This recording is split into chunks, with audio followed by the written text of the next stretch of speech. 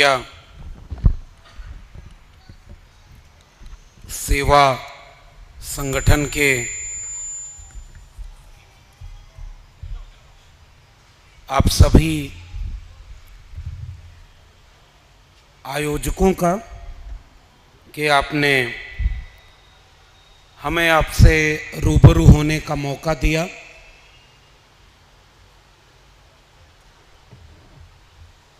नागपुर एक ऐसी जगह है जिसकी मिट्टी से हमें एक अलग तरह का आकर्षण, जुड़ाव महसूस होता है। और इस नागपुर में आपने हमारा स्वागत एक विचार पुष्प से किया। मेरे लिए ये बिल्कुल नए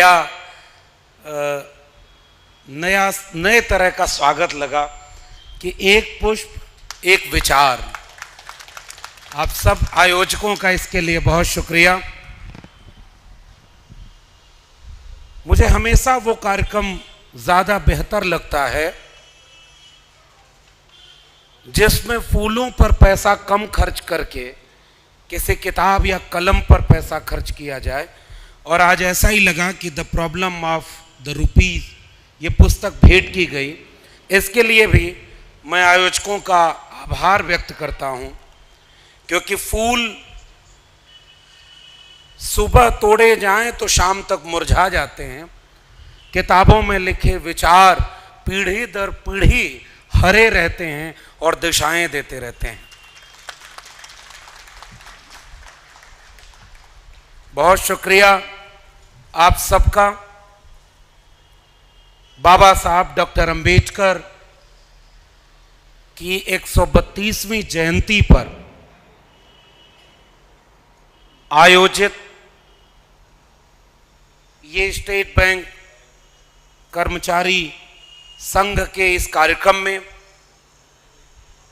आए हुए आप सभी सम्मानित लोगों को मेरा क्रांतिकारी जय भीम, जय मंडल, जय संविधान है, इंकलाब जिंदाबाद है। दुनिया में 3 किस्म के इंसान पाए जाते हैं। एक वो जो इतिहास लिखते हैं, हम जिनकी जयंती मना रहे हैं, वो उन लोगों में से, उन चुनिंदा लोगों में से एक हैं जिन्होंने इतिहास लिखा है। हम उन्हें याद कर रहे हैं। दूसरे किस्म के वो लोग होते हैं जो इतिहास पढ़ते हैं। बाबा साहब ने इतिहास लिखा, वो उस पहली कैटेगरी, पहले किस्म के तमाम लोगों में शुमार हैं। हम जैसे लोग कोशिश करते हैं कि इतिहास को पढ़ें। और एक तीसरे किस्म के इंसान होते हैं जो न इतिहास लिख पाते हैं न इतिहास पढ़ पाते हैं, इसलिए वो जब सत्ता में आते हैं तो इतिहास के सिलेबस बदलने को ही इतिहास लिखना समझ लेते हैं। हम ऐसे वक्त में ऐसे लोगों के शासनकाल में यहां इकट्ठा हुए हैं जिन्हें यह गुमान है कि वो सत्ता पर काबिज होकर के इतिहास की किताबें, सिलेबस बदल करके कुछ नया इतिहास लिख जाएंगे। और अभी हमारे पूर्व के वक्ता ने बहुत शानदार एक बात कही कि नागपुर जैसे हम बाबा साहब के एक कर्म भूमि, संकल्प भूमि और एक दिशा भूमि के रूप में जानते हैं। पिछले साल मैं उसे दीक्षा भूमि के जलसे में शामिल था। मुझे उस मिट्टी से एक ऊर्जा महसूस हुई कि वो हिम्मत कितनी बड़ी रही होगी कि जो धर्म इंसान को इंसान से बांटता हो, जो धर्म इंसान को जातियों में बांटकर किसी को ज्यादा सम्मान और किसी को अपमान देता हो, मैं ऐसे धर्म में पैदा जरूर हुआ क्योंकि ये मेरे वश में नहीं था, लेकिन मैं उस धर्म में मरूंगा नहीं, ये मेरे वश में है। और एक क्रांति का आगाज उन्होंने उस समय धर्म परिवर्तन करके किया था और बुद्धिज्म के रूप में एक ऐसे धर्म को कबूल करने की बात कही जिसने इंसान को इंसान से जोड़कर बराबरी का पाठ दुनिया को पढ़ाया था। तो मैं नागपुर की जमीन को उस जगह से देखने और महसूस करने की कोशिश करता हूं, और वहां से जब देखने की कोशिश करें तो आपको नागवंश तक जाना पड़ेगा। यहां किनका शासन था और क्यों बाबा साहब ने नागपुर को चुना, नागपुर के लोग हमसे बेहतर ये इतिहास जानते हैं। और उससे पीछे अगर जाएंगे तो ये पूरा महाराष्ट्र का एक आंदोलन, और उसमें से हमारे पुरखों में एक महात्मा ज्योतिराव गोविंदराव फूले, और उसके बाद छत्रपति शाहू जी महाराज, इन लोगों ने जो क्रांति का एक बीज बोया, छत्रपति शाहू जी महाराज, महात्मा फूले और डॉक्टर अंबेडकर के बीच की एक कड़ी। तो छत्रपति शाहू जी महाराज से होते हुए महात्मा फूले के पूरे इतिहास से जुड़ने की मैं कोशिश करता हूं। हमारे यहां हिंदी की दुनिया में नव जागरण पढ़ाया जाता है, रेनेसा, उसमें एक सबसे ज्यादा ताकत से पढ़ाया जाता है, वो बंगाल का नवजागरण है। और दूसरा एक नवजागरण जो रेनेसा, जो क्रांति थी, उसे उतनी तवज्जो नहीं मिले, वो महाराष्ट्र का नवजागरण था। ज्ञानदेव, नामदेव, तुकाराम से होते हुए शाहू जी और फूले साहब तक एक ऐसा इतिहास मिलता है जब छत्रपति शिवाजी के बारे में महात्मा फूले शिवाजी का पवाड़ा लिखते हैं। किसानों का दर्द बयां करने के लिए किसान का कूड़ा लिखते हैं। पहली ट्रेड यूनियन मिल कर्मचारियों के श्रमिक संघ बनाते हैं छत्रपति महात्मा फूले, और वहां से एक पूरी की पूरी विरासत, ऐसी विरासत जुड़ती है जिसे मैं आइडिया ऑफ इंडिया के विरासत कहता हूं। तो मेरे लिए नागपुर एक ऐसे इतिहास और एक ऐसे विरासत से जुड़ना है कि यहां खड़े होकर ऐसा महसूस होता है कि हम डाली में लगे कुछ कमजोर पड़ते जा रहे पत्ते अपनी जड़ों से जुड़कर ताकत और हिम्मत महसूस कर लौटते हैं कि हमारी जड़ें बहुत गहरी, और इसी जगह एक दूसरी भी जड़ है, और उसे दीक्षा भूमि के पास में ऐसे लोग भी हैं जिन्होंने लगभग 100 साल पहले अपना एक संगठन बनाया जिसके लिए दावा करते हैं कि वो गैर राजनीतिक संगठन है, लेकिन सबसे ज्यादा राजनीतिक काम वहीं होते, और वहां से वो पूरे भारत को एक नए रूप में देखने और बदलने की कोशिश कर रहे हैं। वो एक दूसरा विचार है। और अभी जब साथी बोल रहे थे कॉमरेड एबी वर्धन का शहर, तो मुझे याद आ रहा था कि जब 1990 में मंडल आंदोलन के विरोध में कमंडल लेकर के कुछ वो लोग निकले थे भारत की सड़कों पर, जो उस समय हिंदू हृदय सम्राट और क्या क्या बन रहे थे, उस समय उस रथ की यात्रा को रोकने वाले लोगों में से एक लोग कॉमरेड एबी वर्धन भी थे। बिहार में एक बहुत बड़ी सभा हुई थी, और उसके बाद बिहार के मुख्यमंत्री उस समय लालू प्रसाद जी थे, और उन्होंने उस दंगाई आतताई रथ को रोका था। और आज मैं बार बार ये बात जोर देकर कह रहा हूं कि मंडल के विरोध में वो कमंडल का रथ निकला था, और उस रथ के संयोजक में से कुछ ऐसे चेहरे थे जो 2013 में जब गुजरात से निकलकर देश का प्रधानमंत्री बनने की कोशिश कर रहे थे तो उन्हें अपनी जात याद आने लगी और दोनों बाहें फैलाकर कहे कि मैं ओबीसी मां का बेटा हूं, मुझे वोट दे दीजिए। उस पूरे आइडिया ऑफ इंडिया का एक सूत्र भी नागपुर से जुड़ता है। तो वो जो मेरी निगाह में जब हम बाबा साहब को याद करते हैं तो ऐसे सभी कार्यक्रमों में संविधान की प्रस्तावना पढ़ाई जाती है, बहुत शानदार काम। और वो संविधान की प्रस्तावना जब हम पढ़ते हैं तो उसमें जो साफ तौर पर लिखा हुआ है, न्याय, समता, बंधुता, ये 3 मूल्य, और उनमें से भी साफ लिखा जा रहा है सामाजिक, आर्थिक और राजनीतिक न्याय, विचार, अभिव्यक्ति, विश्वास, धर्म और उपासना की स्वतंत्रता, और तीसरा प्रतिष्ठा और अवसर की समता। इसका अर्थ यह है कि बाबा साहब को याद किया जाना, भारत के संविधान को सामने रखकर याद किया जाना, हमारे लोगों से एक वादा करना है कि हम लाख विपत्ति की मुश्किल की घड़ी आए, हमें उस कारवां को रुकने नहीं देना है जिससे फूले, अंबेडकर, पेरियार ने बहुत मुश्किल से यहां तक पहुंचाया था और आज कुछ लोग उसे वापस ले जाने की कोशिश कर रहे हैं। वो प्रस्तावना मेरे लिए केवल एक किताब का पन्ना नहीं है, वो आइडिया ऑफ इंडिया है, एक ऐसा आइडिया ऑफ इंडिया जिसमें सबको बराबरी का हक मिले।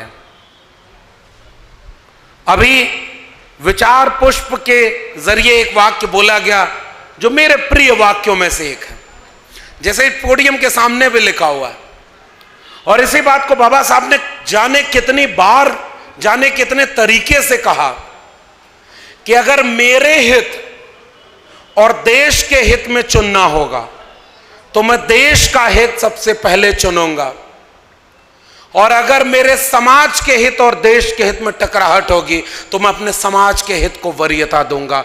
यह है बाबा साहब की संकल्पना। और इसलिए हम कह रहे हैं कि राष्ट्र का अर्थ केवल भौगोलिक नक्शे पर खींच दी गई लकीरों के बीच का भूगोल नहीं है, राष्ट्र वहां के लोगों से बनता है। और इसलिए बाबा साहब ने कहा कि हम सबसे पहले और आखिर में भारतीय हैं, क्योंकि हम इस भारत को सबका भारत बनाना चाहते हैं। और इसलिए बाबा साहब ने यह बात कही, और यह मेरा बहुत प्रिय वाक्य जो अभी बोला गया कि अगर मरने के बाद जीना चाहते हो तो लिखने लायक कुछ पढ़ लो या पढ़ने लायक कुछ लिख जाओ, कर जाओ। मैं ये बात बहुत शिद्दत से याद करते हुए, बाबा साहब को याद करते हुए, बाबा साहब ने अपने 3 गुरु माने थे।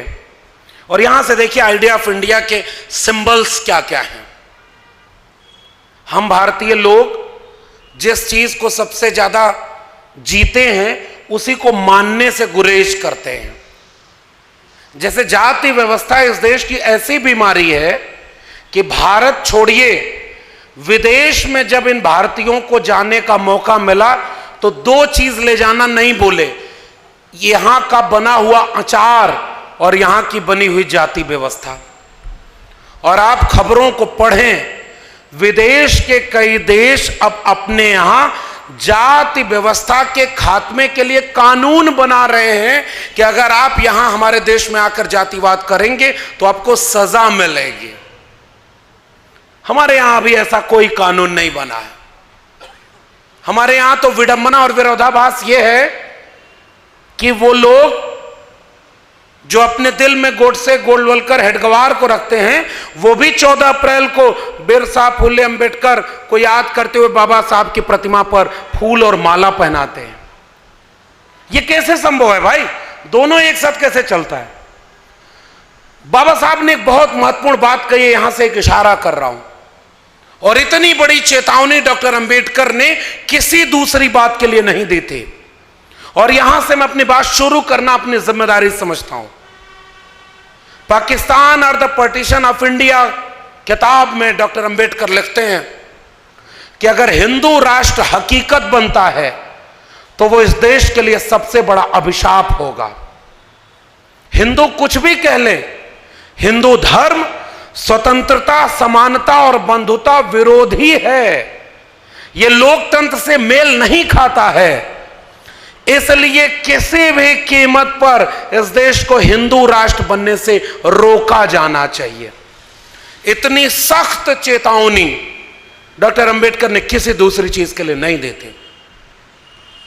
और मैं नागपुर में खड़े होकर 2023 में डॉक्टर अंबेडकर की 132वीं जयंती मनाने वाले लोगों के सामने ऐसे इसलिए याद कर रहा हूं क्योंकि मैं ये बात दावे से कह रहा हूं कि हमारे पुरखे अपने हुनर, अपने काबिलियत में दूरदर्शी इतने थे कि उन्हें यह बात अंदाजा पूरी तरह से था कि आप कितना भी अच्छा संविधान का प्रस्तावना लिख लीजिए कि हर व्यक्ति को अपने विचार को मानने की आजादी होगी, उन्हें अपना उपासना पद्धति से लेकर के धर्म के प्रचार और सबकी आजादी होगी।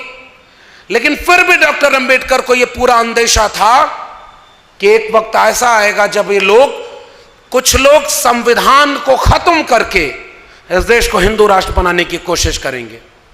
नागपुर के लोगों, दिल पर हाथ रख के पूछिए कि क्या आज ये कोशिश सामने हमारे दिख नहीं रही? इस देश के बड़ी बड़ी कुर्सियों पर जिनको हमने बिठाया, झूठ बोलने वाले लोग सत्ता की कुर्सियों पर बैठकर पूरे आत्मविश्वास से इतना तेज से सच बोलते हैं, गोया वही झूठ ही इस दौर का सच हो। सबका साथ, सबका विकास, सबका विश्वास। और उसी समय इसी देश में रोहित वेमुला से लेकर पायल तड़वी और अभी हाल ही में आईआईटी में पढ़ने वाला एक छात्र दर्शन सोलंकी को सांस्थानिक हत्या का शिकार होना पड़ा। यह कैसा सबका साथ और सबका विश्वास है?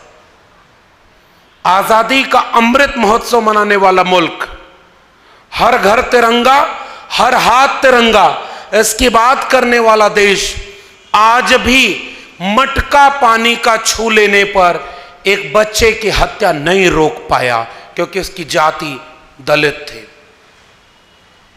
इस देश में आज भी सांस्थानिक हत्या जाति देखकर होती है। और तब मैं डॉक्टर अंबेडकर को याद करते हुए उस चेतावनी को इसलिए दोहरा रहा हूं और नागपुर से यह बात पूरे देश में जानी चाहिए। डॉक्टर अंबेडकर की जयंती मनाने का अर्थ कतई नहीं कि हम केवल और केवल इस बात को याद करें कि हमारे पुरखे कितने शानदार शख्सियत के धनी थे। अरे वो थे, और वो पहली कैटेगरी के लोग थे जिन्होंने इतिहास लिखा है। फिर भी आज से अगर हम डॉक्टर अंबेडकर को जोड़कर नहीं देखते और आज की चुनौतियों से जोड़कर नहीं देखते तो भाई ये जय भीम तो वो लोग भी बोल रहे हैं जोर से जो दिल में जय श्री राम बोलते हैं। और ये दोनों नारों का गठजोड़ क्या संभव है क्या? इसलिए मैं इस चुनौती से आपको रूबरू कराने आया हूं। बुलडोजर के दौर में मेरे अपने दिल्ली विश्वविद्यालय के प्रोफेसर हैनी बाबू आज भी जेल में है। एक बार पता करिए वो क्यों जेल में है। प्रोफेसर आनंद तेलतुंबड़े अभी जेल से रिहा हुए। पूछिएगा बाबा साहब की अपनी रिश्तेदारी में आने वाले प्रोफेसर आनंद तेलतुंबड़े को जेल में किसने भेजा और क्यों भेजा था? गौतम नवलखा बरबर राव वहां से होते हुए भीमा कोरेगांव के 100 साल पूरे होने पर जिन लोगों ने वहां पर सम्मेलन किया उनको दंगाई बताकर आज भी जेल में रखा गया है। वो बाबा साहब को मानने वाले लोग नहीं है क्या?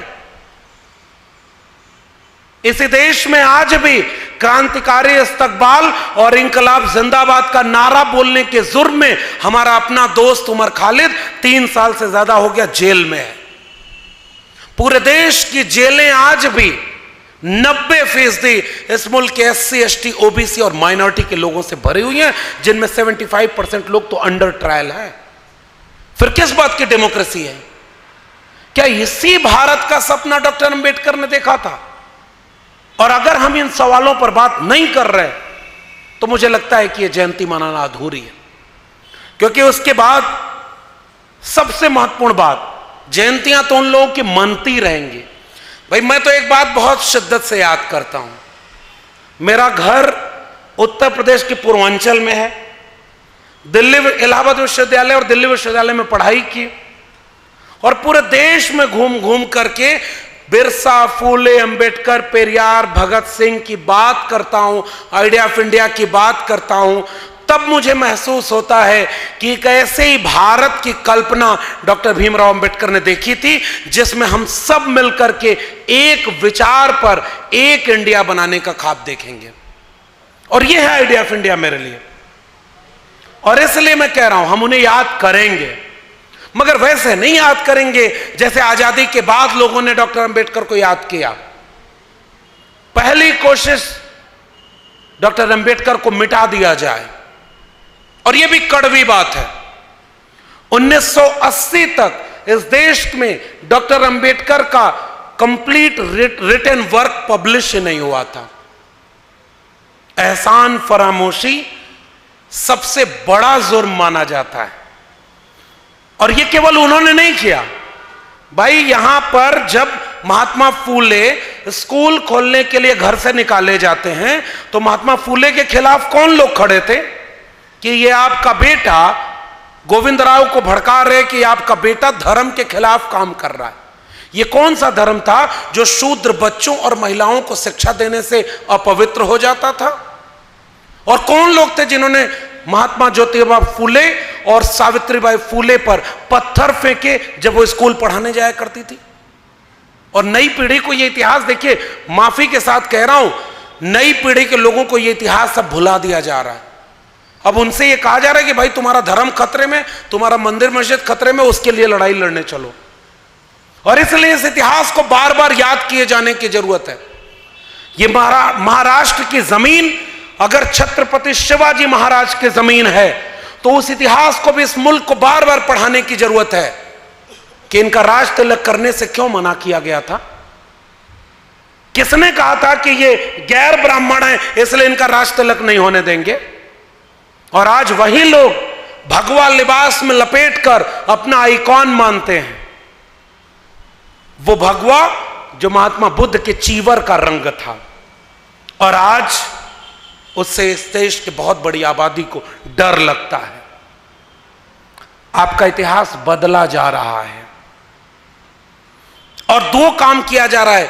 आपके बच्चों को आपका इतिहास जानने से रोका जा रहा है और दूसरा आपका इतिहास बदला जा रहा है।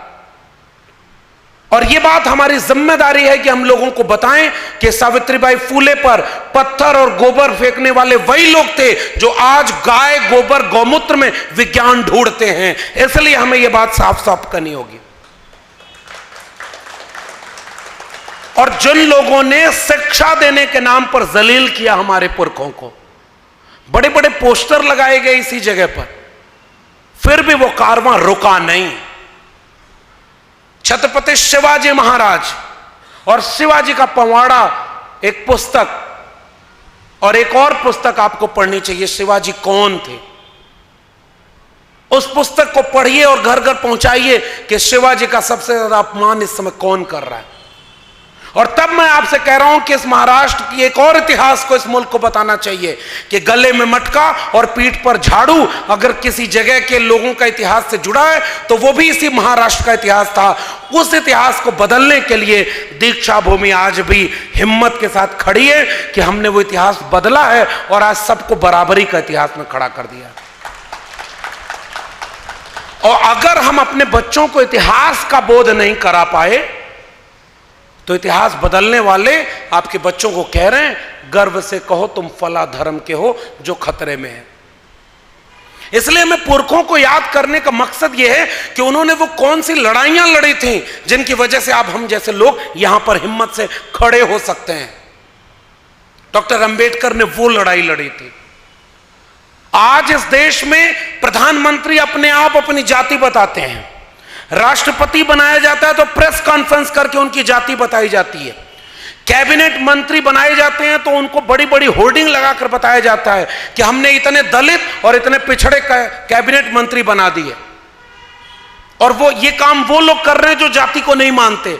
यही नागपुर के लोग कहते हैं हम तो सामाजिक समरसता की बात करते हैं, हम सामाजिक न्याय की बात करते हैं। सामाजिक समरसता का अर्थ यह है कि जातियां बनी रहें, बस हम सारे लोग मिलकर के साथ रहें, लेकिन आप अपनी जाति बनाए रखिए और वो अपनी जाति बनाए रखे, ताकि जब इंटरव्यू लेने कोई व्यक्ति बैठे तो सामने वाले की जाति देख करके उसका नंबर काट दे। ये नए द्रोणाचार्य पैदा हो जाते हैं। और जाति बनी रहेगी तो जाति के नाम पर भेदभाव बना रहेगा, लेकिन जाति बनी रहे और सब लोग एक साथ रहें, यह है आरएसएस का सामाजिक समरसता का सिद्धांत। और जाति खत्म हो ताकि इंसान इंसान बराबर हो, यह है फूले अंबेडकर और पेरियार का सिद्धांत। इसलिए हम सामाजिक न्याय की बात करते हैं। और ऐसे वक्त में हम सामाजिक न्याय की बात कर रहे हैं कि इस समय सबसे ज्यादा जातिवाद कर कौन रहा है और कैसे उनके सपनों का भारत बनने से रोका जा रहा है। लेकिन हम उन्हें याद करेंगे तो दोनों अर्थों में याद करेंगे। कबीर साहब का एक दोहा है जो मुझे बहुत प्रिय है। मैं देखिए हिंदी साहित्य का विद्यार्थी हूं, हालांकि अभी ठेके पर प्रोफेसर हूं और एसबीआई के कार्यक्रम में आया हूं। बैंक एक समय था जब इस मुल्क में बैंकों का राष्ट्रीयकरण करना गर्व की बात होती थी। आज बैंकों का निजीकरण कर देना गर्व की बात हो रही है। पूरे देश में चीजों को बेचा जा रहा है। भाई हो सकता है कि एसबीआई का नंबर थोड़ा बाद में आएगा, लेकिन नंबर तो सबका आएगा। जलते घर को देखने वालों, फूस का छप्पर आपका है। आग के पीछे तेज हवा है, आगे मुकद्दर आपका है। उनके कत्ल पे मैं भी चुप था, मेरा नंबर अब आया। मेरे कत्ल पे आप भी चुप हो, अगला नंबर। और साफ तौर पर यह बात कही जा रही है क्योंकि हमें टुकड़ों में बांटा गया। और इसलिए मैं जब अपने पुरखे डॉक्टर अंबेडकर को याद करता हूं तो आजादी के बाद डॉक्टर अंबेडकर को पहले मिटाने की कोशिश की गई। 1980 तक उनकी कंप्लीट राइटिंग नहीं थी। पहली बार 1980 में सारे वॉल्यूम छप कर आए। 1990 में भारत रत्न मिला क्योंकि कोशिश की गई थी कि डॉक्टर अंबेडकर को हम गायब कर दें। लेकिन वो क्या है ना कि कुछ बीज ऐसे होते हैं कि अगर उन्हें बंजर जमीन पर भी फेंक दिया जाए तो एक दिन जमीन का सीना चीर कर इंसानियत की फसल लहलहाने के लिए खड़े हो जाते हैं। डॉक्टर BR अंबेडकर उस बीज का नाम था। और जब वो नहीं रोक पाए डॉक्टर अंबेडकर को आइडिया ऑफ इंडिया का एक सबसे बड़ा आइकॉन बनने से, तो दूसरी साजिश डॉक्टर अंबेडकर के साथ ये की गई कि उन्हें दलितों का नेता बता दिया जाए। और तब मैं आपके सामने कह रहा हूं डॉक्टर अंबेडकर क्या है मेरे लिए। डॉक्टर अंबेडकर, गुरूर का अर्थ है अंबेडकर, गर्व का अर्थ है अंबेडकर। क्यों? क्योंकि तर्क, विवेक और वैज्ञानिकता का नाम है अंबेडकर। इंसान को इंसान से मिलाने वाले दर्शन का शिल्पकार है अंबेडकर। और दलितों का नेता।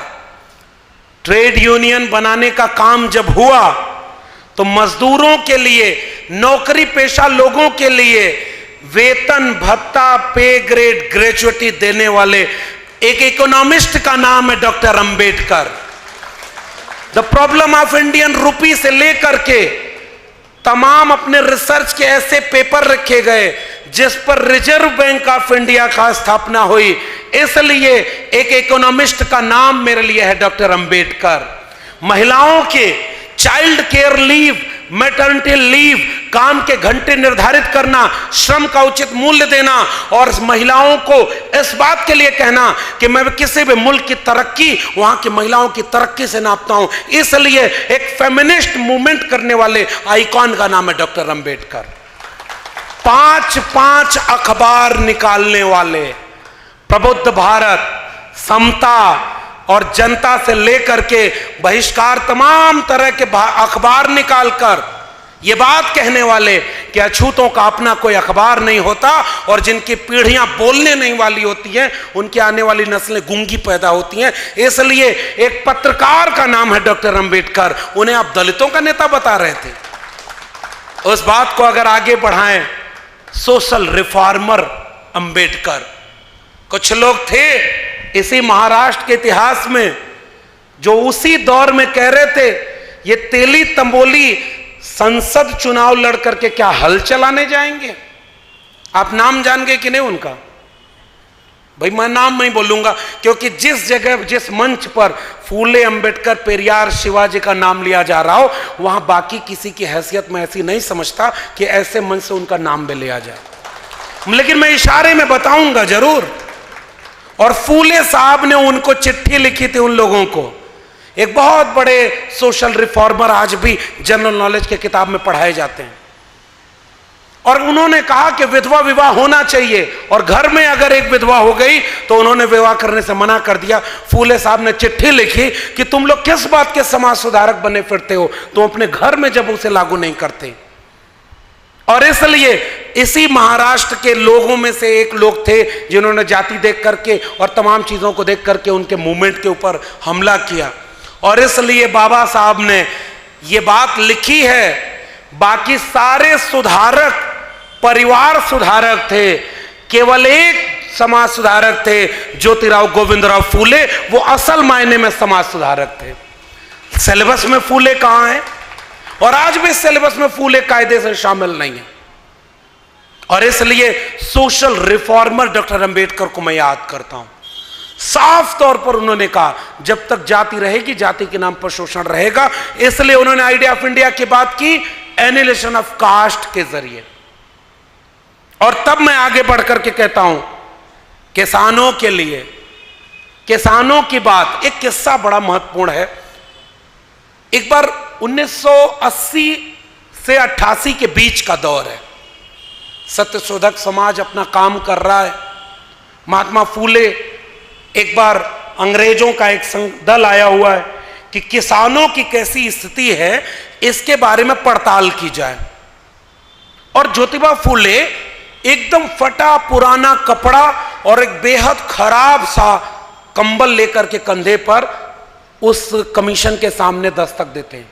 दरबान रोक देता है कि भाई आप कहां चले आ रहे हो, ये बड़े लोगों की मीटिंग हो रही है। तुरंत दूसरे जो आयोजक थे वो दौड़ के आए, कहे पहचान नहीं रहे, ये ज्योतिबा फूले हैं, ये यहां के आमंत्रित लोग हैं और ये अपनी समस्या बताने आए हैं। और अंदर पहुंचकर ज्योतिबा फूले ने एक वाक्य बोला उस कमीशन के चेयरमैन से कि ये भरे पेट वाले और अच्छे लिबास में सजे धजे लोग अपने भाषणों से ये नहीं बता सकते कि इस मुल्क में किसानों की स्थिति क्या है। आप ये जान सकें कि इस मुल्क का किसान खाली पेट फटे हाल कितनी बुरी स्थिति में रह रहा है, इसलिए मैं ये लिबास पहनकर आपके सामने भारत के किसानों की समस्या कहने आया।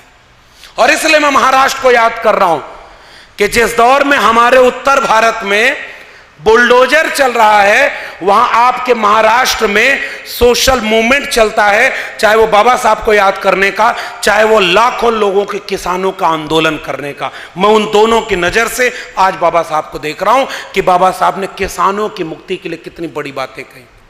उस पर विस्तार से पढ़ना चाहिए इस देश को, लेकिन किसान आंदोलनों में बहुत वक्त लगा कि बाबा साहब को वो अपना आइकॉन माने। Educationist Ambedkar, Bombay legislative assembly, वहां खड़े होकर डॉक्टर अंबेडकर ने एक अपना पूरा भाषण दिया है जो उनके टोटल वॉल्यूम में प्रकाशित है कि अगर इस देश की सरकार 100 रुपए इस देश की जनता से वसूलती है तो उसका आधे से ज्यादा हिस्सा इस मुल्क की शिक्षा पर खर्च करना चाहिए। और शिक्षा सरकार की जिम्मेदारी है और आप बच्चों की फीस लेकर के उन्हें शिक्षा से वंचित करने की कोशिश कर रहे हैं। शिक्षा की बात करने वाले अंबेडकर ने एक ऐसे आइडिया ऑफ इंडिया का ख्वाब देखा था जहां आप किसी को मुख्यमंत्री और प्रधानमंत्री चुनते तो उनकी जिम्मेदारी सौंपते कि आप नए स्कूल, नए कॉलेज और नए विश्वविद्यालय बनाएंगे। 2023 के इंडिया में पुराने खुले हुए स्कूल कॉलेज को क्लोजर और मर्जर की पॉलिसी के तहत बंद करने को न्यू एजुकेशन पॉलिसी कहा गया है, नेशनल एजुकेशन पॉलिसी कहा गया है। और उसमें पॉलिसी में ड्राफ्ट नहीं, अब तो इंप्लीमेंट हो गया है। 45,000 सरकारी डिग्री कॉलेज जो भारत में हैं, अगले 20 साल में क्लोजर और मर्जर के तहत उनको बंद करके 15,000 डिग्री कॉलेज तक पहुंचा देना है। यह आइडिया ऑफ इंडिया क्या अंबेडकर के सपनों का भारत बनाया जा रहा है? सरकारी शिक्षा को बर्बाद कर दिया। मैं दिल्ली विश्वविद्यालय का एक ठेके पर प्रोफेसर, आपको एक और बात कह के जा रहा हूं, 40% सिलेबस ऑनलाइन मोड पर पढ़ाया जाएगा। दावा करेंगे कि हम विश्व गुरु बनेंगे और गुरु को ही ठेके पर रख दिया है। मैंने एक किताब लिखी है, सही वक्त आने पर उसे प्रकाशित करूंगा, और उसका नाम ही है ठेके पर प्रोफेसर। जो लोग चुन करके 5 साल के लिए एक किराए की कुर्सी पर बैठ रहे हैं, वो ऐसी पॉलिसी बना रहे हैं कि आपके बच्चों का भविष्य हमेशा के लिए खत्म हो जाए। अगर हम ये बात नहीं कर रहे तो हम अंबेडकर के सपनों के भारत में कोई योगदान नहीं दे रहे। और इसलिए मैं कह रहा हूं कि न्यू एजुकेशन पॉलिसी इस देश में सरकारी शिक्षा को पूरी तरह बर्बाद कर चुकी है। और वो एजुकेशनिस्ट अंबेडकर के सपनों का भारत तो कतई नहीं।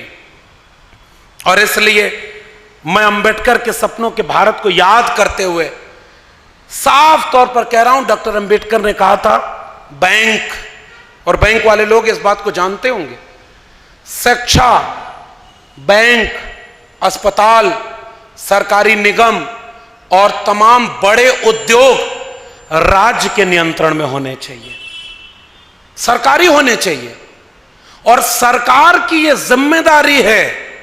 मिसाल के तौर पर मैं एक बात कहूं कि सरकार की जिम्मेदारी है कि जिस देश में गरीबी और अमीरी के बीच में खाई इतनी बढ़ जाए कि ऑक्सफैम की रिपोर्ट 2022 में कह रही है कि इस मुल्क के 1% लोगों के पास 40.5% संपत्ति का कब्जा हो गया और 50% लोग 3% संपत्ति पर गुजारा कर रहे हैं।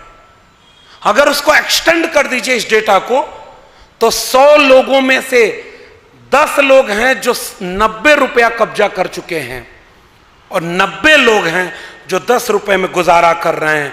मैं जानना चाहता हूं इस मंच से कि पहचान बताओ कि वो जो एक आदमी 40.5 रुपया कब्जा किया है, उसकी जाति, उसका धर्म, उसकी भाषा क्या है? मैं जानना चाहता हूं कि वो जो 90 लोग 10 रुपए पर गुजारा करने के लिए मजबूर कर दिए गए हैं, उनकी जाति, धर्म, भाषा क्या है? कहीं ऐसा तो नहीं कि हजारों साल से जो वंचित थे उन्हीं को आज भी आपने इस देश में इतना कमजोर बना दिया कि वो केवल अपने जिंदा रहने को ही अपने नागरिक होने का धर्म समझे? कहां गया वो अंबेडकर के सपनों का भारत जिसमें एजुकेशन स्टेट की जिम्मेदारी थी और स्टेट एजुकेशन को बेच चुका है? खत्म हो जाएंगे 5-10 साल में DU, JNU, जामिया, और वहां पर कोई Ashoka, Galgotia, lovely professional university होगी जिसमें लाखों रुपए में डिग्रियां बेची जाएंगी और डिग्रियों पर व्यापार करना मुनाफा का उनका धंधा बन जाएगा। यह आइडिया ऑफ इंडिया क्या अंबेडकर के सपनों का भारत है? आपकी जेब में पैसा है तो आपके बच्चों को अच्छी शिक्षा मिलेगी, आपकी जेब में पैसा नहीं है तो आपके बच्चे नहीं पढ़ेंगे। और फिर से मैं कह रहा हूं, फूले साहब से लेकर डॉक्टर अंबेडकर का बॉम्बे लेजिस्लेटिव असेंबली का वो भाषण जरूर पढ़ना चाहिए जिसमें डॉक्टर अंबेडकर कह रहे हैं अगर आपने इस मुल्क को शिक्षित नहीं किया तो ये सामाजिक और आर्थिक गैर बराबरी कभी दूर नहीं होगी। और आपने शिक्षा बेच दी। बैंकों के लिए नेशनलाइजेशन की पॉलिसी डॉक्टर अंबेडकर की पॉलिसी है और वो कह रहे हैं कि बैंक बेच दें। एक बात, पुराने लोग बैठे हैं, हम लोग की पीढ़ी में अब एक बात आती है कि ये आखिरी टाइपराइटर अब बना है, अब इसके बाद टाइपराइटर बनाने की कंपनी बंद हो गई। ये आखिरी पोस्ट ऑफिस है जिसमें अब इसके बाद कोई पोस्ट ऑफिस नहीं बचेगी। कुछ दिन बाद ऐसा आएगा जब कहा जाएगा कि ये आखिरी सरकारी रेल है क्योंकि बाकी रेल अपने दोस्त को बेची जा चुकी है। उसके बाद आएगा, हो सकता है SBI वाले लोगों आपका नंबर आखिरी में आए कि ये आखिरी सरकारी बैंक है, अब इसके बाद कोई सरकारी बैंक नहीं बचेगा। हम कहीं ये ना हो जाएं कि हम कहें कि ये आखिरी सरकारी कर्मचारी हैं, अब इसके बाद बाकी सब कोई प्राइवेट हाथों में चले गए। सौगंध मुझे इस मिट्टी की, मैं देश नहीं बिकने दूंगा। दोनों बाहें फैलाकर नारा लगाया गया।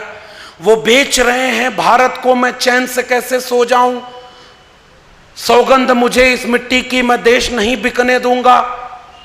2 करोड़ रोजगार, 15 लाख रुपया, अच्छे दिन, स्मार्ट सिटी, स्मार्ट गांव, खूब नारा लगाया गया था ना। अगर अच्छी बुलेट ट्रेन अगर चल रही होती तो आपके कार्यक्रम के बाद मैं बुलेट ट्रेन पे बैठता और रात तक दिल्ली पहुंच जाता, अगले दिन छुट्टी नहीं लेनी पड़ती, मैं अपने विद्यालय में पढ़ा रहा होता। मगर मैं आते समय एक बुलेट ट्रेन देखा। वो बुलेट ट्रेन इस मुल्क के गांव गांव से चली। उसमें 2 करोड़ रुपए भी थे, रोजगार थे, 15 लाख का काला धन था, नोटबंदी के जो फायदे गिनाए गए थे उसकी फाइल रखी हुई थी, उसके बाद जीएसटी और आधार जो लागू किया उसका फाइल रखी हुई थी। अच्छे दिन थे, स्मार्ट सिटी, स्मार्ट गांव थे। और वो बुलेट ट्रेन आते आते नागपुर के किसी मुख्यालय में गुम हो गई। मैं उसे खोज रहा हूं कि वो बुलेट ट्रेन कहां चली गई। अगर वो बुलेट ट्रेन गायब हो गई तो मैं कह रहा हूं कि आपके साथ धोखा हो रहा है और नाम लिया जा रहा है कि अगर बाबा साहब डॉक्टर अंबेडकर न होते तो मैं इस देश का प्रधानमंत्री कभी नहीं बन पाता। एक चाय वाला इस देश का प्रधानमंत्री इसलिए बन गया क्योंकि इस देश में बाबा साहब का संविधान था। और जब वो चाय वाला भारत का प्रधानमंत्री बन गया तो उसने उस संविधान की इतनी धज्जी उड़ा दी है कि अगली बार कोई चाय वाला अपने बच्चे को शिक्षा नहीं दिला सकता। ये संविधान पर हमला है, बाबा साहब के साथ सबसे बड़ा अपमान है। डॉक्टर अंबेडकर दलितों के नेता नहीं थे। मैंने 5-7 ऐसे संदर्भ बिंदु बताए, उन सब में डॉक्टर अंबेडकर एक आइकॉन बन के खड़े थे। जैसे मिसाल के तौर पर ओबीसी कम्युनिटी को यह कहा जाता है कि वो डॉक्टर अंबेडकर तो उनके लिए क्या किए, डॉक्टर अंबेडकर ने उनके लिए कुछ नहीं किया। मैंने सोचा कि यह बात बताएं। डॉक्टर अंबेडकर ने अपने जीवन में 3 गुरु चुने थे, सीधे गुरु नहीं, वैचारिक गुरु। पहले गुरु तथागत बुद्ध इस मुल्क और ही नहीं इस दुनिया को प्रज्ञाशील, करुणा, सत्य और अहिंसा का, मोहब्बत और प्रेम का पाठ पढ़ाने वाली सबसे पहली मशाल अगर इंसानियत की कोई है तो वो तथागत बुद्ध हैं, जिन्हें डॉक्टर अंबेडकर ने अपना पहला गुरु माना था। और वही वाले बुद्ध इस देश के प्रधानमंत्री जब अमेरिका में जाते हैं तो कहते हैं कि हम युद्ध के नहीं बुद्ध के देश से आए हुए हैं, और जब भारत लौटते हैं तो बुद्ध के खिलाफ युद्ध छिड़े रहते हैं। वही वाले बुद्ध की मैं बात कर रहा हूं। और बुद्ध शेड्यूल कास्ट से नहीं आते थे, डॉक्टर अंबेडकर ने अपना पहला गुरु माना था। और दूसरा गुरु डॉक्टर अंबेडकर ने माना कबीर साहब को। काकर पाथर जोर के मस्जिद लई चुनाए, ता चढ़मुल्ला बाग दे क्या बहरा हुआ खुदाए। पाथर पूजे हर मिले तो मैं पूजू पहाड़, ताते ये चाकी भली पीस खाए संसार। अरे इन दोन राह न पाई, हिंदुन की हिंदुआई देखी, तुर्कन की तुर्काई, अरे इन दोन राह न पाई। वो कबीर, दुनिया ऐसी बावरी पाथर पूजे जाए। साफ तौर पर इस मुल्क को ज्ञान और बराबरी की क्रांति की मशाल जलाने वाले लोगों में मैं सबसे ऊपर जिन लोगों में रखता हूं उनमें बुद्ध के बाद कबीर दूसरे व्यक्ति हैं। और कबीर उस तबके से नहीं आते थे जिससे अंबेडकर आते थे, फिर भी उन्होंने अपना गुरु बनाया। और आप कहते हैं कि डॉक्टर अंबेडकर केवल दलितों के हैं। और वो मशाल इसलिए उन्होंने कहा, कबीरा खड़ा बाजार में लिए लुकाठी हाथ, जो घर जारो आपना चलो हमारे साथ। डॉक्टर अंबेडकर घर फूंक करके बाहर निकले ताकि करोड़ों लोगों के घरों में खुशहाली आ सके। अपने बच्चे मर गए, पत्नी को चिट्ठी लिख करके माफी मांग रहे हैं कि मैं तुम्हारे मुताबिक तुम्हें अच्छा जीवन नहीं दे पाया। और अपनी पत्नी को लिख रहे कि अगर तुम न होती तो मैं 10 साल पहले नहीं गुजर गया होता। एक अच्छे पिता, एक अच्छे पति नाकामयाब रहे डॉक्टर अंबेडकर ये बनने में, क्योंकि उन्होंने लाखों लाख लोगों के लिए, आने वाली कई पीढ़ियों के लिए इतना कुछ कर दिया, लेकिन उसके लिए अपने घर को त्यागना पड़ा। और इसलिए मुझे कबीर याद आ रहे हैं, जो घर जा रो अपना चलो हमारे साथ। और आज डॉक्टर अंबेडकर को याद करने वाले लोग, संविधान से जिन्हें नौकरी मिले, आरक्षण से जो नौकरी पाए, वही लोग अपनी नौकरी बचाने के लिए जालिम तानाशाहों के सामने चुपचाप बैठे हैं और संविधान की हत्या होते देख रहे हैं। ये मैं अपनी भी आलोचना कर रहा हूं। अगर आपके सारी चीजें बिक रही हैं तो उसे बचाएगा कौन? और इसलिए मैं ये बात कह रहा हूं, हमारे यहां तीसरे गुरु के रूप में डॉक्टर अंबेडकर ने महात्मा ज्योतिराव गोविंदराव फूले को अपना गुरु चुना था। वही फूले जिन्होंने मोहब्बत और प्रेम के नाम पर सत्य शोधक समाज चलाया था, और उसके भी इतने साल हो गए। मैं आज अपने पुर के डॉक्टर अंबेडकर को याद करते हुए एक बात आपसे कहना चाहता हूं कि जुल्म और तमाम चीजें एक साथ बढ़ती जा रही हैं। 2020 में जब दुनिया कोविड से लड़ रही थी, हमारे देश का तानाशाह थाली बजवा रहा था, ताली बजवा रहा था, दीपावली मनवा रहा था। दुनिया कोविड का टीका खोज रही थी। यह अलग बात है कि यहां जिन वैज्ञानिकों ने टीका खोजा, उनका भी क्रेडिट वो लोग ले रहे हैं जिनकी अपनी डिग्री ही फेक है। डॉक्टर अंबेडकर 32 डिग्रियां लिए थे, 4 पीएचडी किए थे, और इतना पढ़ा लिखा व्यक्ति संविधान सभा के सामने कोई दूसरा नहीं था। इसलिए मैं दावे से कह रहा हूं, कोई एहसान नहीं किया था डॉक्टर अंबेडकर को प्रारूप समिति का अध्यक्ष बनाने के लिए। उनसे ज्यादा काबिल तो वहां दूसरा कोई था ही नहीं। इसलिए उन्हें हम संविधान का जनक कहते हैं। और इसलिए मैं कह रहा हूं कि डॉक्टर अंबेडकर ने साइंटिफिक टेम्परामेंट के लिए उसी संविधान में अनुच्छेद 51A जोड़ा है, 51A। और 51A कहता है कि यह मुल्क जब नया मुल्क बनेगा तो अपने नागरिकों में वैज्ञानिक चेतना का विकास करेंगे। और आज आपके टीवी पर बैठकर कुछ बाबा किस्मत बता रहे हैं। आप लोग को पता है कि नहीं? मैं देखिए उत्तर भारत से आ रहा हूं, हमारे यहां बड़े बड़े बाबा हैं। महाराष्ट्र की जमीन तो वैसे ही सामाजिक आंदोलनों की जमीन।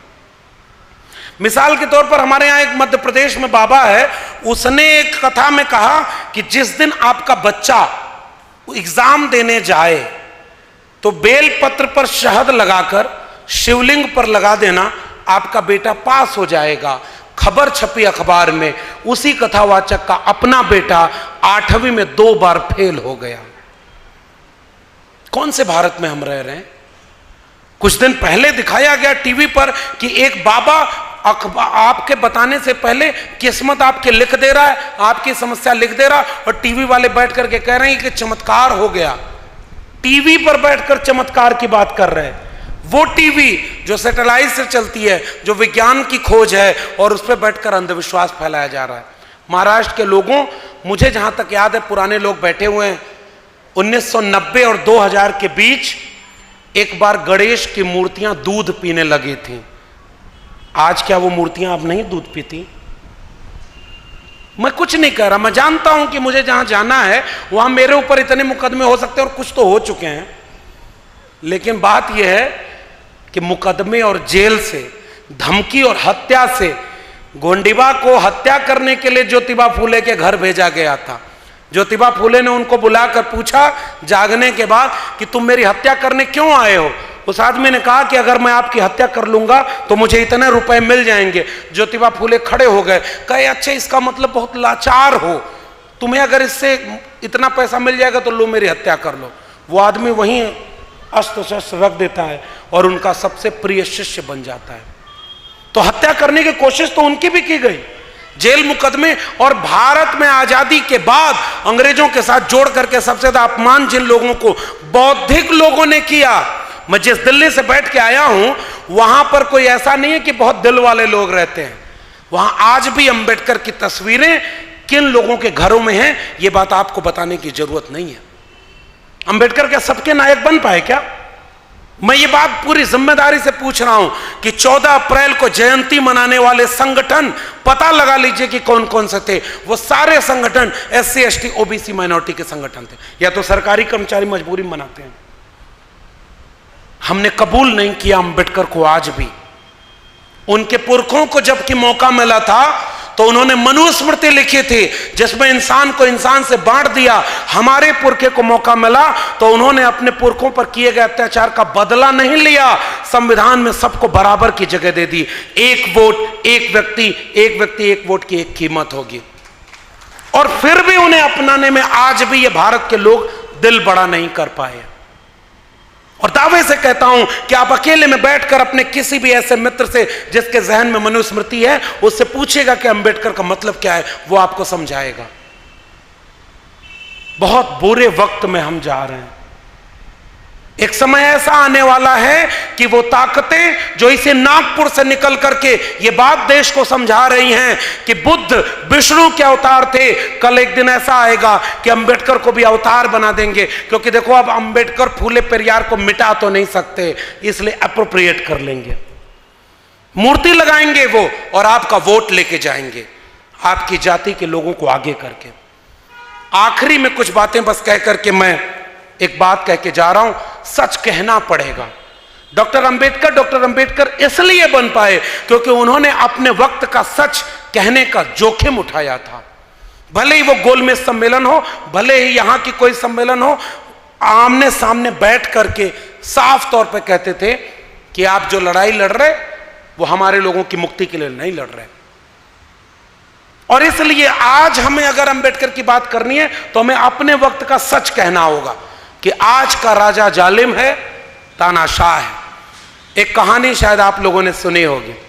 एक राजा बहुत तानाशाह था, वो उसके डर से उसके राज्य में कोई नहीं बोलता था और उसके जितने दरबारी थे वो चापलूस थे।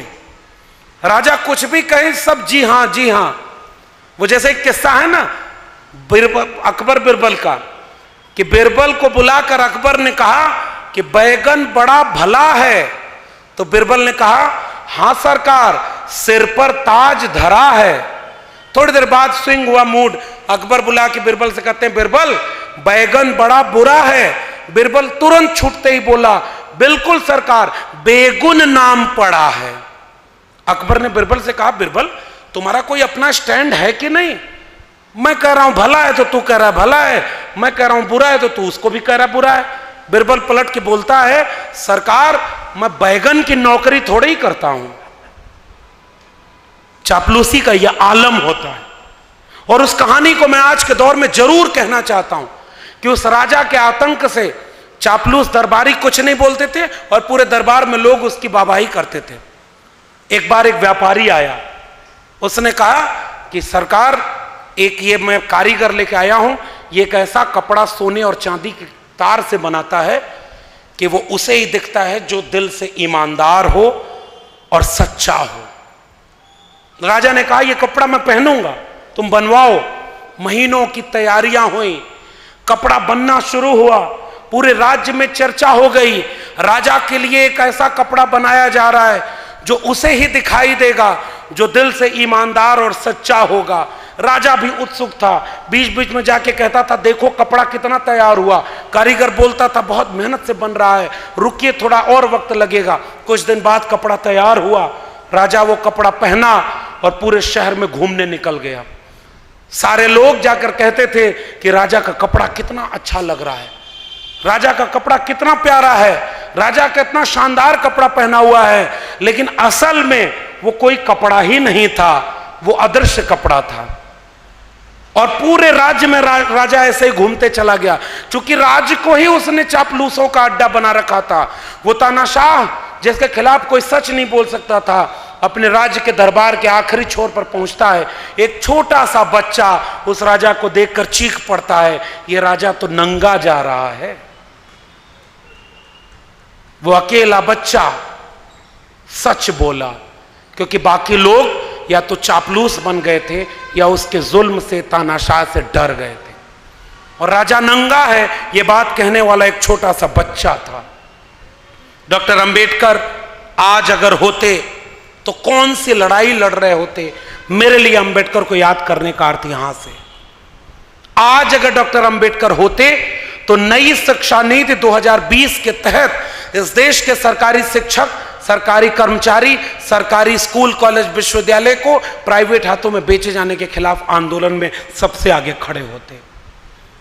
आज अगर डॉक्टर अंबेडकर होते तो कोविड के समय जो 3 कानून पास हुए थे, न्यू एजुकेशन पॉलिसी 2020 के बाद किसानों के 3 कानून और श्रमिकों के 3 कानून, इस देश के ट्रेड यूनियन को तो बर्बाद कर दिया गया। श्रमिक अपना कानून नहीं बचा पाए भाई इस देश में। आज अगर श्रमिक 100 लोग इकट्ठे हो जाएं तो व्यापारी के पास ये मौका है कि वो उन श्रमिकों को नौकरी से निकाल सकता है। आप ट्रेड यूनियन नहीं बना सकते। और एक जमाने में इसी महाराष्ट्र में इतनी बड़ी ट्रेड यूनियन हुआ करती थी कि ट्रेड यूनियन के आंदोलन बड़ी बड़ी सरकारों के तख्ते पलट देते थे। ट्रेड यूनियन खत्म हो गया और ट्रेड यूनियन की वकालत करने वाले फूले और अंबेडकर दोनों थे। क्या ये अंबेडकर के सपनों का भारत बन रहा है? इसलिए मैं कह रहा हूं कोविड की आड़ में श्रमिक कानूनों में संशोधन हुआ है, कोविड की आड़ में न्यू एजुकेशन पॉलिसी बदल दी गई है और कोविड की आड़ में 3 कृषक कानून पास कर दिए गए। एक ऐसा डॉक्टर इस देश में बैठा हुआ है जो मरीज को केवल भाषण पिला रहा है कि हम तुम्हारा इलाज कर रहे हैं। किसानों, ये कानून तुम्हारे हित में हम लाए हैं। विद्यार्थी और शिक्षकों, नई शिक्षा नीति तुम्हारे हित में हम ले आए हैं। और तमाम लोग, ये शिक्षा नीति हम तुम्हारे मजदूरों के हित में ले आए। यानी जिसका फायदा किया जा रहा है उसी को समझाया जा रहा है कि भले तुम्हारी बीमारी ठीक नहीं हो रही है, लेकिन मैं भाषण और हर रविवार मन की बात सुना रहा हूं, इससे तुम महसूस करो कि तुम बीमारी से ठीक हो रहे हो और आपकी बीमारी बढ़ती जा रही है। इसलिए डॉक्टर अंबेडकर को याद करना मेरे लिए ऐसे व्यक्ति को याद करना है जिसने इस मुल्क में आइडिया ऑफ इंडिया का ख्वाब देखा था। कबीर साहब ने लिखा है, कबीरा कहे ये जग अंधा। किसके लिए कहा था? हम पढ़े लिखे लोग हैं और मैं एक बात बहुत जिम्मेदारी से कह रहा हूं साथियों, आज की डेट में जिसके हाथ में कलम नहीं, किताब नहीं, दिन भर 90% असंगठित क्षेत्र के लोग जो दिन भर अगर मेहनत न करें तो शाम को उनके घर चूल्हा नहीं जलता, उनको अंबेडकर का पढ़ने का मौका कहां है? उनको यह बात कैसे पता होगी कि भारत का संविधान कैसे बर्बाद किया जा रहा है, कैसे इस देश में दंगा, सांप्रदायिक मंदिर मस्जिद की लड़ाई के नाम पर शिक्षा रोजगार बर्बाद किया जा रहा है। फिर जिम्मेदारी किसकी है? जिसके हाथ में कलम और किताब है। फिर जिम्मेदारी किसकी है? जिसने भारत के संविधान का लाभ लिया है। फिर जिम्मेदारी किसकी है? जिसे पता है कि गलत हो रहा है। और अगर हमें पता है कि गलत हो रहा है फिर भी हम अगर चुपचाप सब होता हुआ देख रहे हैं तो माफ करिए, हम अपनी जिम्मेदारी पूरी नहीं निभा रहे। आपने हमें बुलाया, इतने बड़े होटल में ठहराया, इतना पैसा खर्च किया, ऐसे कार्यक्रमों की जरूरत है क्योंकि कुछ साल पहले यहां ऐसे लोग का ऐसे कार्यक्रम में नहीं कर पाते रहे। आज वो कार्यक्रम हो रहे हैं और बाबा साहब की जयंती। और एक और बात कह दूं, नागपुर में हूं तो कुछ जोखिम और उठा लेता हूं। कुछ दिन पहले इसी देश में धार्मिक नाम पर रैलियां निकाली गई थी और उत्तर प्रदेश और बिहार में धर्म की रैली में तलवार और त्रिशूल लहराते हुए दंगा कराया गया, कर्फ्यू लगा और कई लोगों की हत्या हो गई। चंद हजार लोग सड़कों पर थे। 14 अप्रैल को इस देश ही नहीं दुनिया में करोड़ों लोग सड़कों पर उतरकर शोभा यात्रा और रैली किए। अखबार में कहीं खबर छपी हो कि अंबेडकर जयंती के दिन एक चींटी भी आहत हो गई हो तो मुझे दिखा दीजिएगा। यह फर्क है दोनों विचारधाराओं में। और आज इस देश में धर्म संसद के नाम पर आपके सामने कहा जा रहा है, हिंदुओं तुम खतरे में हो, चाकू तेज करो, तलवार तेज करके अपने घर में रखो। आपके यहां और दक्षिण भारत में कई नेता ऐसे बयान देते हैं, उनके ऊपर कोई मुकदमा नहीं होता। और हम आपसे कहने आए हैं कि चाकू तलवार छोड़ो। हमारे पुरखों के हाथ में कुदाल फावड़ा था, हल की मूठ थी, चमड़ा उतारने वाला हथियार था, खेती किसानी थी। हजारों हजार साल तक उन्होंने वही सब किया, तब जाकर कोई फूले अंबेडकर पेरियार हुआ। हमारे हाथ से कुदाल फावड़ा हटा, कलम और किताब आई। मैं आपसे कहने आया हूं, ये चाकू तेज करने वालों को चाकू तेज करने दीजिए। इस देश के 90% घरों में कलम तेज करके पहुंचा दीजिए। आइडिया ऑफ इंडिया बन जाएगा, अंबेडकर के सपनों का भारत बन जाएगा। हमारी लड़ाई कलम और किताब की लड़ाई है। डॉक्टर अंबेडकर, फूले, पेरियार, बिरसा मुंडा, जयपाल सिंह मुंडा, अब्दुल कयूम अंसारी, आसिम बिहारी, भगत सिंह, इन सब में से किसी के हाथ में कोई हथियार इस तरह नहीं था। भगत सिंह से पूछा गया कि आपने बम क्यों फोड़ा? उन्होंने कहा बहरों को सुनाने के लिए धमाके की जरूरत होती है। और हमारे लोगों ने कलम और किताब से हमारी आने वाली पीढ़ियों का मुस्तकबिल लिख दिया है। माफी के साथ कह रहा हूं, वो मुस्तकबिल अब बर्बाद किया जा रहा है। मैं पॉलिटिकल बात नहीं करना चाहता था, लेकिन मैं जानता हूं कि पूना पैक्ट कराने वाले डॉक्टर अंबेडकर के सामने जब गांधी अनशन पर बैठ गए, डॉक्टर अंबेडकर रोए थे। हमारे लोगों का अधिकार छिन गया। गांधी ने भरोसा दिलाया, हम रिजर्वेशन दे देंगे, आपके लोग संसद और विधानसभाओं में जाएंगे। डॉक्टर अंबेडकर ने कहा कि यह कोई बहुत महत्वपूर्ण बात हमारे लिए नहीं है। फिर यह बात कब समझ में आई? बहुत सालों बाद, जब डॉक्टर अंबेडकर का एक वारिस इसी महाराष्ट्र में नौकरी कर रहा था, नौकरी छोड़ करके उत्तर भारत में सामाजिक आंदोलन करता है और जीवन में एक ही किताब लिखता है, चमचा युग। तब उन्होंने कहा 1932 के बाद इस देश में केवल चमचे पैदा हुए। कांशीराम, और उन कांशीराम ने एक बहुत महत्वपूर्ण बात कही है। इस सभागार में नौजवानों की संख्या कम है, फिर भी जितने हैं मैं उनको एक वाक्य कह रहा हूं। कांशीराम साहब ने लिखा कि जिन्हें जवानी में चमचागिरी की लत लग जाती है, उनकी सारी उम्र दलाली में गुजर जाती है। और आज जो सरकारें चल रही हैं, उनमें सबसे ज्यादा सांसद, विधायक, मंत्री हमारे बीच के ही तो हैं। और हमारे ही बच्चों का सौदा होते हुए देख रहे हैं, क्योंकि उनकी मिनिस्ट्री की कुर्सी बची रहे। करोड़ों रुपया जो वो कमा रहे हैं वो बचा रहे। कोई ईडी सीबीआई उनके घर न भेज दी जाए। महाराष्ट्र के लोगों, अभी बहुत दिन नहीं बीता, पूरी की पूरी पार्टी तोड़ करके सरकार गिरा दी गई। कहां लोकतंत्र बचा है? जो बोलेगा वो मारा जाएगा। अभी उत्तर प्रदेश में खुलेआम पुलिस की कस्टडी में गोली मारी जा रही है। और वहां पर एक फकीर कबीर साहब ने एक दोहा लिखा है, मन न रंगाए रंगाए जोगी कपड़ा। और जब मैं जोगी कह रहा हूं तो इसका वास्ता किसी भी प्रदेश के मुख्यमंत्री से नहीं है, ये डिस्क्लेमर है। मन न रंगाए रंगाए जोगी कपड़ा, आसन मार मंदिर में बैठे, ब्रह्म छोड़ पूजन लागे पथरा। और दढ़िया बढ़ाए और बरवा मुड़ाए, और दढ़िया बढ़ाए जोगी हो गई ना बकरा। और मन नाम रंगाए रंगाए जोगी कपड़ा। ये कबीर साहब ने किसके लिए कहा था? एक वक्त आएगा जब लोग, हमारे यहाँ का एक गाना चलता है ना कि वो कह गए सिया से ऐसा कलयुग आएगा, हंस चुगेगा दाना दुन का, कौवा मोती खाएगा। और आज आपके लोग अपनी नौकरी बचाने और तमाम चीजों को लेकर के अपने चीजों का सौदा कर रहे हैं।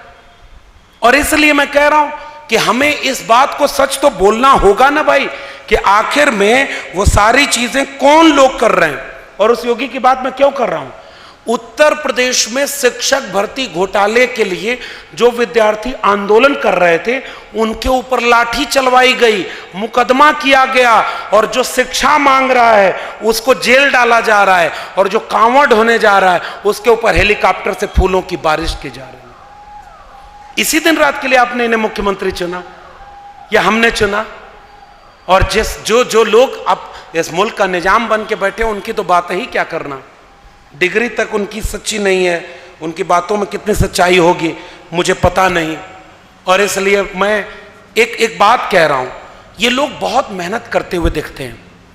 उनके भक्त कहते हैं कि अरे भाई प्रधानमंत्री जी 18 घंटे काम करते हैं, दिन रात मेहनत करते हैं। एक बार जंगल के जानवरों ने मिलकर बंदर को अपना राजा चुन लिया। मैं भाई साहित्य का विद्यार्थी हूं तो किस्सा कहानी सुना रहा हूं, इसका किसी भी जीवित या मृत व्यक्ति से कोई संबंध नहीं है। बंदरों को राजा चुन लिया। एक शिकारी आया, एक पशु के बच्चे को उठा के लेके भाग गया। वो पशु आकर राजा के सामने कह रहा है कि भाई न्याय करो। कहा क्या हुआ? कहा कि बच्चे को वो उठा ले गया, आपने कहा था आपके राज्य में जुल्म नहीं होगा। बंदर इस डाल से उस डाल कूदना शुरू कर देता है। वो कहती है, वो लोमड़ी कहती है कि भाई मेरे बच्चे को बचाओ। तो बंदर कहता बिल्कुल रुको, अभी मैं मेहनत करता हूं।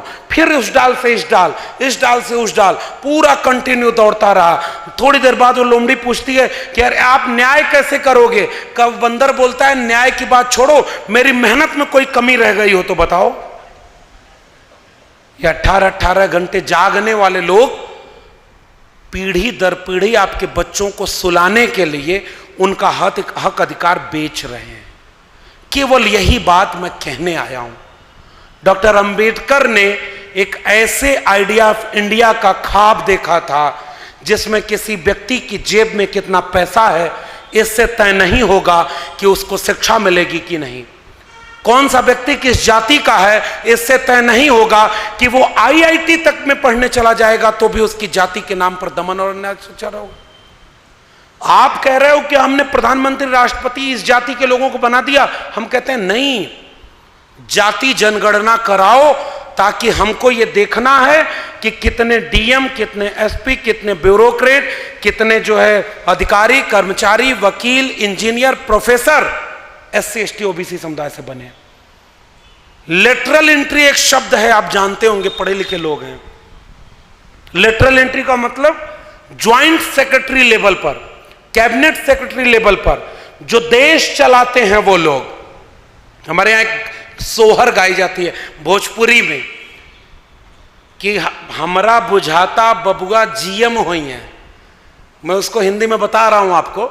वो सोहर मतलब बच्चा पैदा होने पर खुशी में गाया जाता था, लड़का पैदा होने पर सोहर गाई गई।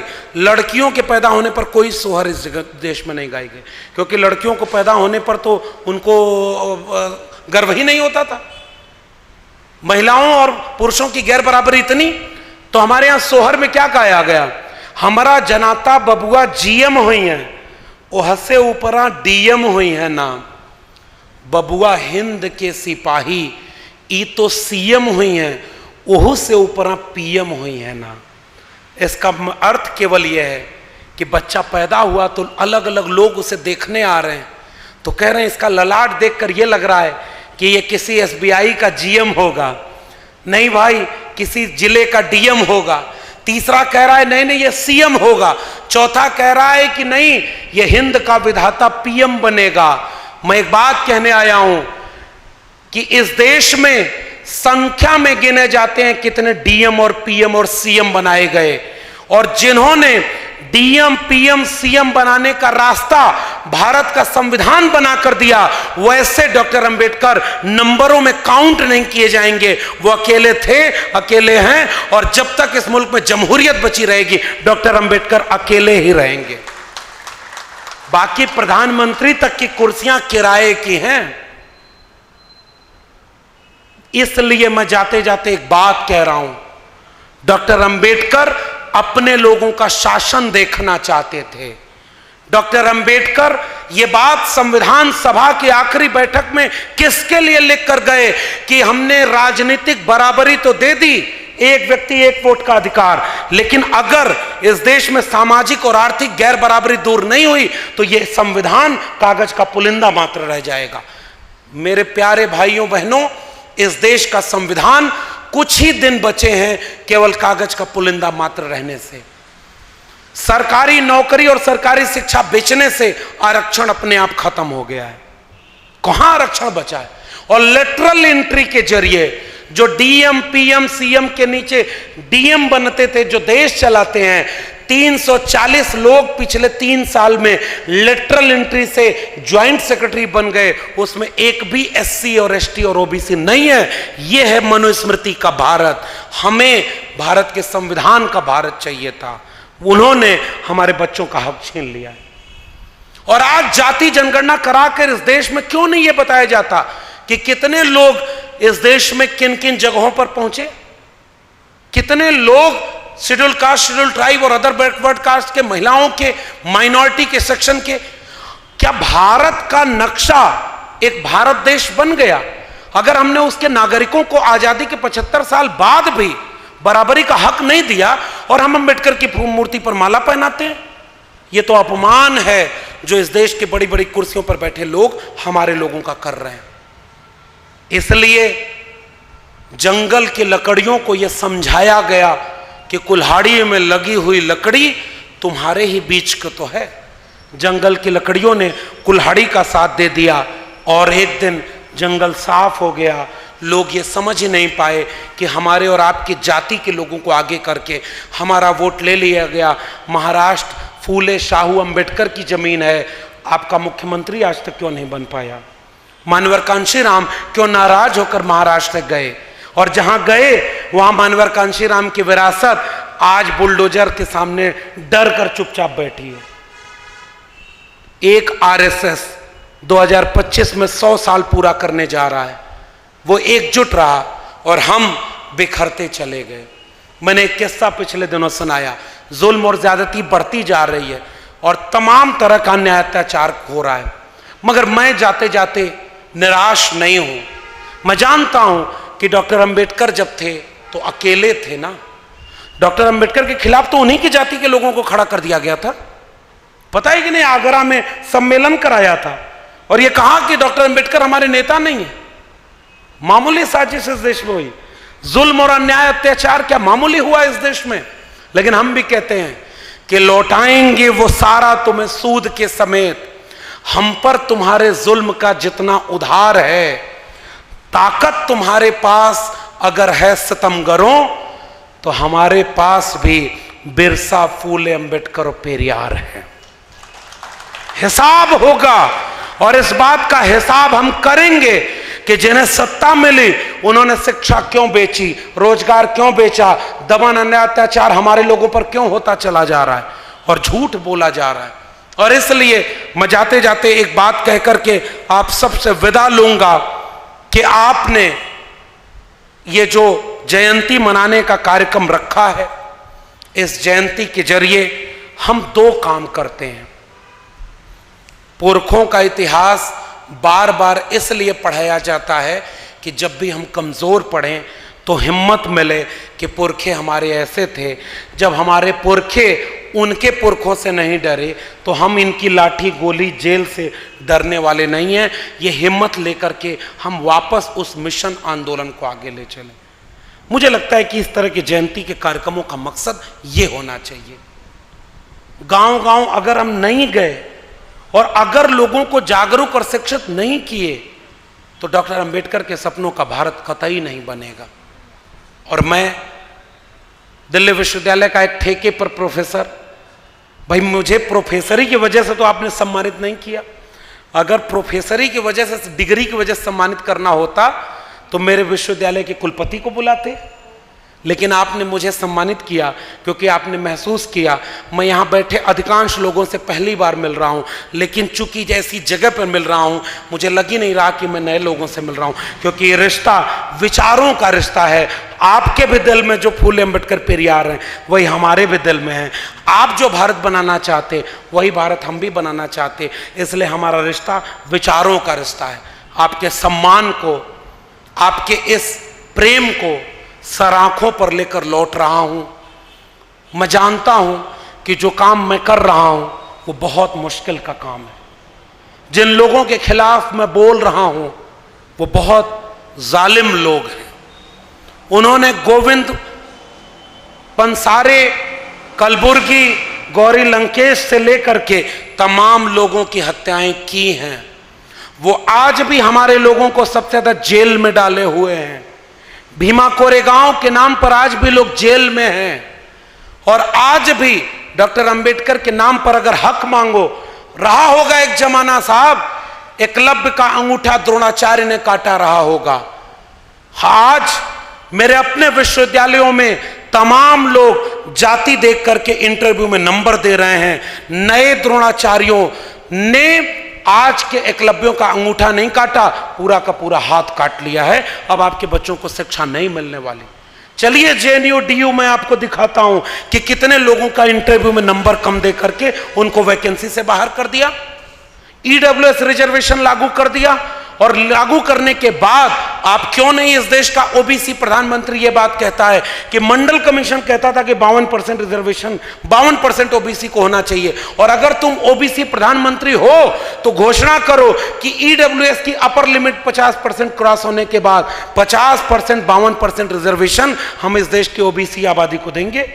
तुम्हें केवल वोट लेना है, इसलिए झूठ बोलते हो कि मैं तुम्हारी जाति का हूं। जाति के साथ सबसे बड़ा अन्याय, अत्याचार ये हो रहा है। दलित पैंथर मूवमेंट इसी महाराष्ट्र का था, और आजकल कुछ पैंथर उनकी गोद में मिनिस्टर बन के बैठे हुए हैं। अगर आंदोलनों का ये हश्र होगा तो मैं फिर से कह के जा रहा हूं, हम अपने पुरखों को इसलिए याद किए कि हमारे पुरखे लायक थे, उन्होंने इतना कुछ किया कि उनके दम पर हम यहां खड़े हैं। इसलिए मैं कह रहा हूं कि मुझे डर क्यों नहीं लगता। मुझे डर इस बात से जरूर लगता है कि मैं जाता हूं तो लोग पहचान जाते हैं कि ये है वो लड़का जो इतना बोल रहा है। तो जो पहचान कर दिल मिलाता है वो हाथ मिलाता है, जिसको मैं चुभता होऊंगा वो कल को क्या करेगा मुझे इस बात का कोई अंदाजा नहीं है। जान जोखिम में लेकर वो सच बोल रहा हूं जिसको इस मुल्क के अखबार नहीं लिख सकते, इसलिए क्योंकि हमारे से ज्यादा जोखिम तो हमारे पुरखों ने उठाया था। और अगर वो ना होते तो मैं भी उत्तर प्रदेश के किसी गांव में गाय भैंस चरा रहा होता, दिल्ली इलाहाबाद विश्वविद्यालय टॉप करके दिल्ली विश्वविद्यालय में प्रोफेसर अपनी मेरिट के दम पर नहीं बन पाया होता। मैं यहां खड़ा हूं क्योंकि भारत का संविधान और मंडल कमीशन लागू था। मेरे पुरखे बिरसा, फुले, अंबेडकर और पेरियार थे।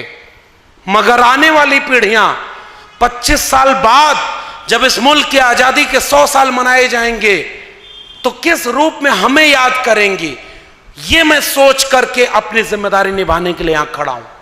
वो पीढ़ियां हमसे पूछेंगी कि जब तुम थे तो तुम्हारा बैंक सरकारी था, जब तुम थे तो तुम्हारी नौकरी सरकारी थी, जब तुम थे तो तुम्हारे स्कूल कॉलेज विश्वविद्यालय सरकारी थे, बिना फीस दिए भी तुम पढ़ लिए और अच्छी डिग्री पा गए। जब तुम थे तो इस देश में सांप्रदायिक सौहार्द था, जब तुम थे तो भारत का संविधान लागू था, जब तुम थे तो मंडल कमीशन लागू था। और तुमने हमें कौन सा भारत सौंपा है?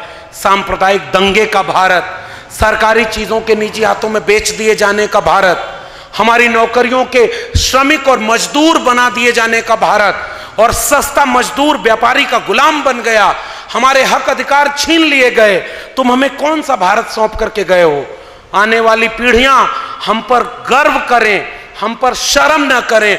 इसलिए मैं अपने हिस्से की लड़ाई केवल इसलिए लड़ रहा हूं कि जंगल में आग लगी तो एक चिड़िया अपनी चोंच से पानी डाल रही थी जंगल पर, बाकी जानवर हंस रहे थे कि इतनी बड़ी आग तुम्हारी चोंच के पानी से कैसे बुझेगी। उस चिड़िया का जवाब ही मेरा आखिरी वाक्य है। उस चिड़िया ने कहा कि मैं जानती हूं कि मेरी चोंच के पानी से ये जंगल की आग नहीं बुझेगी, लेकिन जब इस आग का इतिहास लिखा जाएगा कि जब भारत का संविधान तार तार किया जा रहा था, जब प्राइवेटाइजेशन किया जा रहा था, जब रिजर्वेशन खत्म किया जा रहा था, जब रोज हिंदू मुस्लिम का दंगा का माहौल बनाया जा रहा था, जब आपके ऊपर झूठे मुकदमे जेल में भेजे जा रहे थे, जब आपके श्रमिक और मजदूरों के कानून छीने जा रहे थे, तब तुम क्या कर रहे थे? तब मेरा नाम उस आग लगाने वालों में नहीं, आग बुझाने वालों में शामिल होगा। बहुत बहुत धन्यवाद। जय भीम, जय मंडल, संविधान जिंदाबाद, उल गुलाम जिंदाबाद, इंकलाब जिंदाबाद।